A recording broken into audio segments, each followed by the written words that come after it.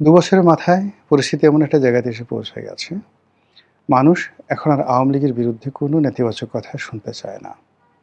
২ বছরের মধ্যে বহু ঘটনা ঘটেছে। আর সে সকল ঘটনার মধ্যে যেগুলো দৃশ্যমান, একটি হলো ইউনূস রেজিমের পতন হয়েছে। এখন ডক্টর মোহাম্মদ ইউনূস এবং তার সাথে যারাই সহযোগী ছিলেন, প্রতিটি মানুষ আমাদের এই সমাজে কারো কাছে ঘৃণিত, কারো কাছে নিন্দিত, কারো কাছে প্রতিশোধের উপলক্ষ। সুযোগ পেলে তারা এই সকল লোকদের উপর প্রতিশোধ চরিতার্থ করবে। কেন করবে, কি করবে সেটা অন্য একটা বিষয়। আমি শুধুমাত্র সিনিয়রগুলো বলছি।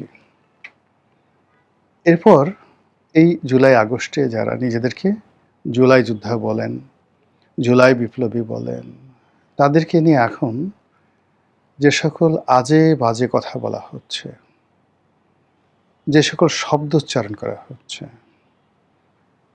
এবং যে সকল অরুচিকর খবরাখবর বের হয়ে আসছে, তাদের অর্থনৈতিক, তাদের জৈবিক, তাদের লোভ, তাদের লালসা, তাদের কামনা, বাসনা থেকে শুরু করে এমন সব বিষয় সমন্বয়কদের সম্পর্কে, জুলাই যোদ্ধাদের সম্পর্কে চলে আসছে যে এখন খুব অল্প সংখ্যক মানুষ ছাড়া বেশিরভাগ মানুষ জুলাই এবং জুলাই যোদ্ধার সম্পর্কে কথা উঠলে কেউ মুখ ফিরিয়ে নেয়, কেউ মুখ দিয়ে একটা বাজে শব্দ বলে। আর এই জুলাইয়ের যারা প্রতিপক্ষ, আওয়ামী লীগের যারা লোকজন, তারা এই জুলাই সম্পর্কে প্রকাশ্যে এমন সব কথাবার্তা বলছে যে সকল কথাবার্তা সাধারণত জুলাই যোদ্ধারা কয়েকদিন আগ পর্যন্ত আওয়ামী লীগের লোকদের বিরুদ্ধে বলতো।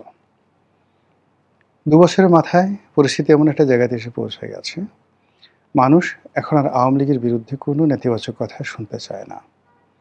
বরং তাদের কাছে যদি এই আন্দোলনকারী জুলাই যোদ্ধা, এনসিপি, জামাত, বিএনপি যারা এই সময়টাতে ক্ষমতার অংশীদার, তাদের সম্পর্কে যে কোনো নেতিবাচক কথা আপনি বলেন, সঙ্গে সঙ্গে কান খাড়া করবে, তারপরে নিজে দাঁড়িয়ে যাবে, আপনাদেরকে বসাবে এবং বলবে যে ভাই আরও কিছু বলেন, শুনতে খুব ইচ্ছা করছে।